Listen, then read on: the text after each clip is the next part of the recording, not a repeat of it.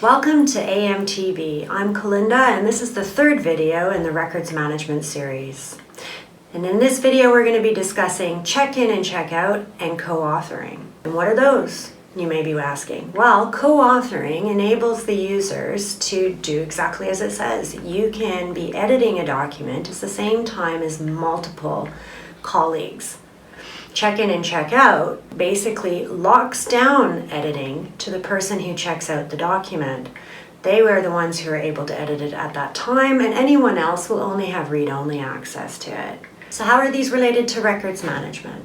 Well, if you're working on a document and you need multiple people feeding into it at the same time, then you can be doing that, and you can be working on just one document, opposed to having somebody editing it somewhere else and adding their comments or their input, somebody else doing the same thing, and then saving multiple versions or saving with somebody's comments. I mean, when you have that and the owner of the document then has to merge them together, you're going to end up looking like this.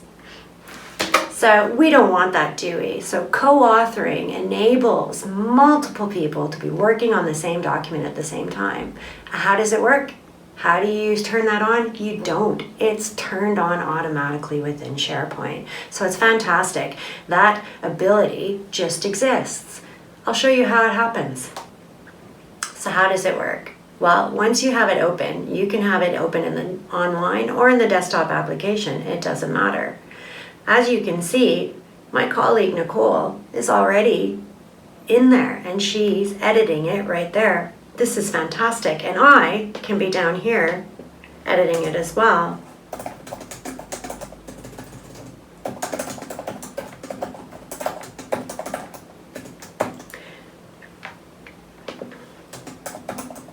It's a fantastic way to continue to be able to work on a document at the same time and have your colleagues working on it too. Now, when Nicole leaves the document, closes it, or I close it before she does, that saves the version in the background. So again, we're not losing anything, and I can continue to work on it after the other people or the other person has exited. So co-authoring is a fantastic feature. It allows for efficient collaboration with your coworkers and not having to worry about merging a document in the end. Now let's say though you have a document that needs to be edited, but in a more controlled fashion, in perhaps a staged approach. And we'll use the example of a policy again. Generally, when a policy is under review, you have somebody edit it, update it, send it to somebody to be reviewed, and maybe that person makes their comments and edits on it, and then that stage will be either approved and then moved on. So co-authoring may not be the tool you want to use in that situation. So what are your options? Again, another one that is just enabled automatically within SharePoint is check-in and check-out. You can make checkout mandatory, but it's not always necessary because it is an available feature without doing that. So how do you do it? You simply click on the ellipses, and I always like to say if you see these three dots in SharePoint somewhere, click on them because it always means more options. So I click on there, go to more, and I check this document out.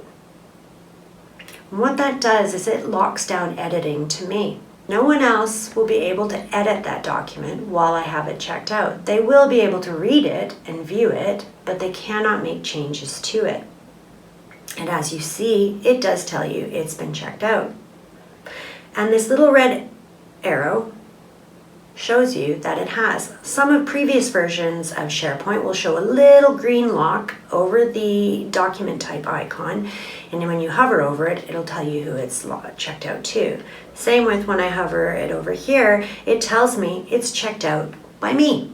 If it was checked out to somebody else, it would show me their name. Fantastic feature. So I can open this up and I can edit it, but if my colleagues were to open it and edit it, they would not be able to at the same time. They would have a little message up there that says this is read only. So fantastic. I'm in the document, I make my changes, boot all computers at once. That document's done. Now I need to send it off to approval. It's auto-saved. Fantastic. I close it. Now, if I want the person who's approving this document to be able to edit it as well and add their comments to it, I need to check it back in. So how do you do that? Same way you checked it out. 3 dots, go to More, and you check in. This is where you can add some comments. This is ready for review. And you may ask, well, where do those comments show up? Those comments are the ones that show up in the version history that we discussed in a previous video. And SharePoint lets me know you've checked this in. So that's well and good, but let's say I've checked out a document and then I go on vacation for 2 weeks. Uh-oh. How is somebody else going to be able to edit this document? So it can cause a bit of an issue. You need to consider that when checking documents out, or if you decide to make check-in and check-out mandatory, keep that in mind. However, Microsoft is smart. They know that sometimes people may leave something checked out. So as I'm going to check it out again just to show you the options that you have for checking it back in, or if somebody leaves on vacation and doesn't check it back in, back to More, and you now have this option of discard checkout. Please note though that your typical end user with contribute rights will not have the discard checkout option.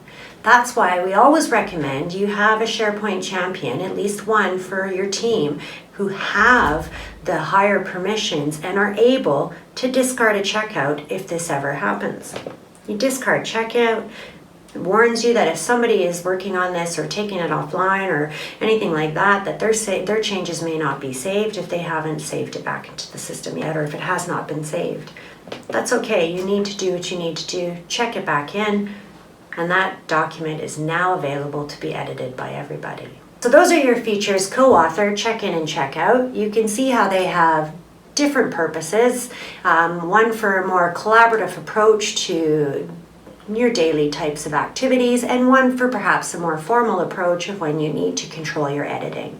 Thank you very much for joining us on this video, and please continue to watch for the next videos within the Records Management series.